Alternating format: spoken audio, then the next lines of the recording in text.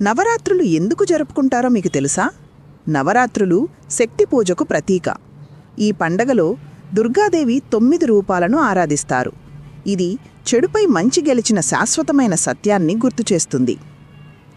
పూర్వం మహిషాసురుడు అనే రాక్షసుడు తీవ్రంగా తపస్సు చేసి బ్రహ్మదేవుడు నుండి ఒక స్త్రీ తప్ప నన్ను ఎవరూ చంపలేరు అనే వరం పొందాడు.